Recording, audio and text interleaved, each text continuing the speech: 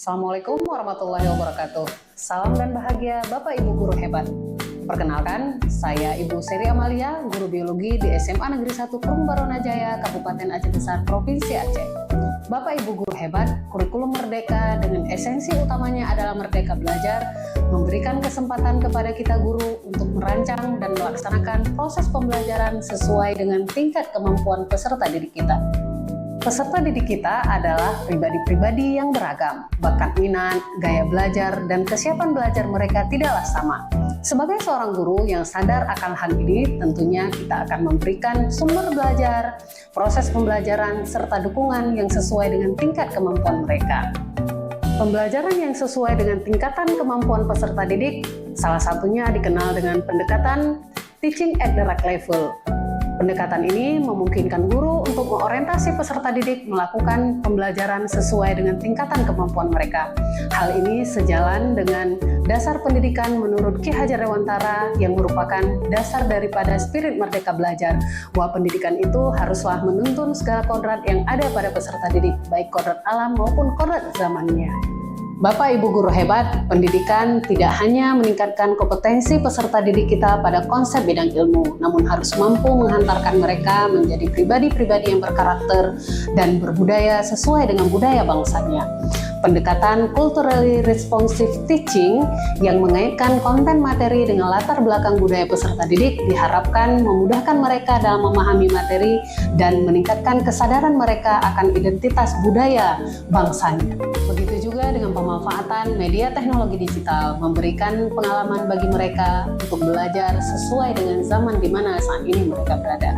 Bapak Ibu guru hebat, pada video kali ini saya akan berbagi praktik baik yang telah saya laksanakan di SMA Negeri 1 Perum Baronajaya, yaitu penerapan pendekatan teaching at the right level dan pendekatan culturally responsive teaching pada materi transfer melalui membran untuk memotivasi dan juga meningkatkan hasil belajar peserta didik. Situasi awal yang menjadi latar belakang praktik baik ini adalah pembelajaran yang seragam baik dari sisi sumber belajar yang digunakan maupun proses pembelajaran yang selama ini dilaksanakan di kelas tidak memenuhi tingkatan kemampuan peserta didik yang berbeda-beda.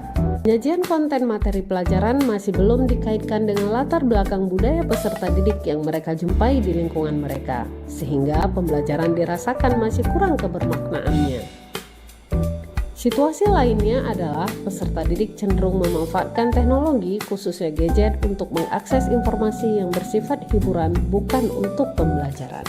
Tantangan-tantangan yang saya hadapi dalam pelaksanaan praktik baik ini adalah saat menyusun soal untuk asesmen diagnostik kognitif sebagai dasar dalam memetakan tingkat kemampuan peserta didik. Berikutnya, saat merancang RPP, di mana proses pembelajaran juga disesuaikan dengan tingkatan kemampuan peserta didik yang berbeda-beda. Begitu juga saat merancang LKPD yang disesuaikan juga dengan tingkatan kemampuan peserta didik serta mengaitkan konten materi dengan latar belakang budaya peserta didik. Saat menyiapkan media pembelajaran yang beragam untuk mengakomodir gaya belajar dan juga minat peserta didik yang berbeda-beda. Yang terakhir, tantangan yang saya hadapi adalah kemampuan digital peserta didik yang tidak sama.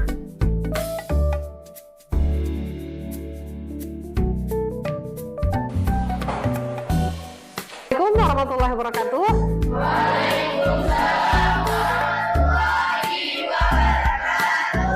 Bagaimana kabar anak ibu semuanya hari ini? Oke, untuk memulai pembelajaran kita pada pagi hari ini, kita mintakan salah satu untuk memimpin doa. Silakan Faras.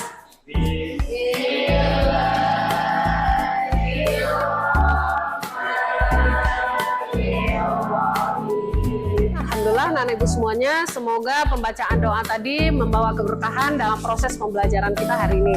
Sebelumnya, Ibu akan mengecek kehadiran kalian semua. Pada pertemuan sebelumnya, kita sudah mempelajari tentang sel. Oke ya, kita telah mempelajari tentang sel. Nah, sekarang pertanyaannya, siapa yang bisa memberikan informasi kepada Ibu?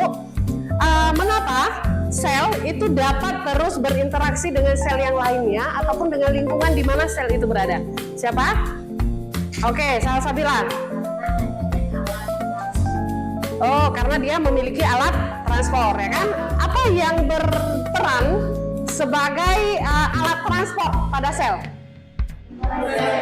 Membran sel. Artinya apa? Bahwa keluar ataupun masuknya zat-zat yang dibutuhkan oleh sel itu melalui membran sel. Nah, anak-anak ibu semuanya, pada hari ini kita akan mempelajari tentang transport melalui membran. Daripada pembelajaran kita hari ini, yang pertama adalah menganalisis ya mekanisme difusi biasa dan juga difusi terfasilitasi. Kemudian kalian juga mampu menganalisis mekanisme osmosis, dan yang terakhir kalian dapat menganalisis mekanisme daripada transport aktif. Ini langkah pembelajaran kita anak-anak ibu semuanya. Yang pertama, klasikal di awal, nanti anak-anak ibu semuanya akan bekerja secara kolaborasi di dalam kelompok masing-masing. Kita pada pertemuan ini akan menggunakan LKPD online dengan Canva, ya kan? Kemudian akan ada presentasi hasil kerja kelompok. Di sesi terakhir nanti kalian akan melakukan assessment dengan menggunakan quizzes, dan yang terakhir nanti kita akan mencoba refleksi bersama-sama tentang proses pembelajaran kita hari ini ya. Nah, siapa yang tahu gambar apakah ini? Telur apa? Telur asin. Siapa yang suka dengan makanan ini? Semua suka ya. Ini khas siapa? Khas kita, ya kan? Nah, berikutnya, kalau yang ini apa? Salapli. Oh, siapa yang pernah buat makanan ini? Pernah buat sendiri? Rasanya seperti apa? Berarti tahu prosesnya? Tahu ya kan? Karena sudah pernah buat. Siapa kalau makan nggak cukup satu porsi? Oke. Nah, yang ini? Ayo, yang laki-laki. Sangar. Ini pasti semua kita suka. Terdiri dari apa saja minuman ini? Kopi. Ada kopi, gula, susu. Dia bercampur nggak? Bercampur ya. Nah, ini apa? Asam sunti. Siapa yang pernah jemur asam sunti? Kami. Artinya tahu proses pembuatannya. Bagaimana proses pembuatannya? Ada yang mau menceritakan? Dijemur, kemudian diberi garam. Hasil akhirnya seperti apa?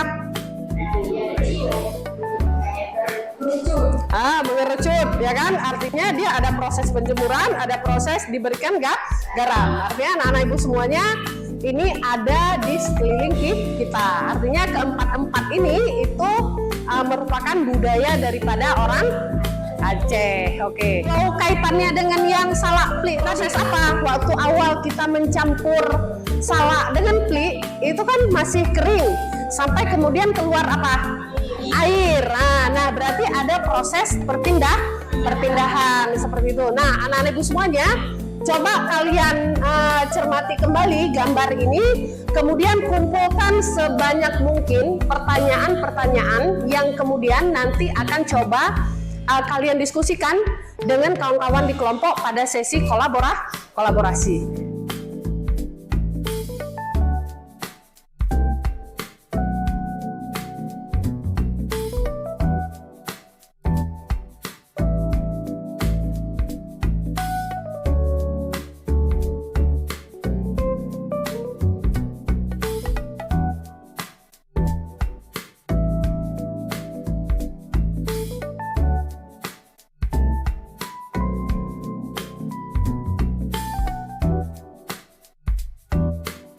Mohon guru, aktivitas saat mengerjakan LKPD serta sumber belajar yang beragam membuat kami lebih mudah dalam memahami materi.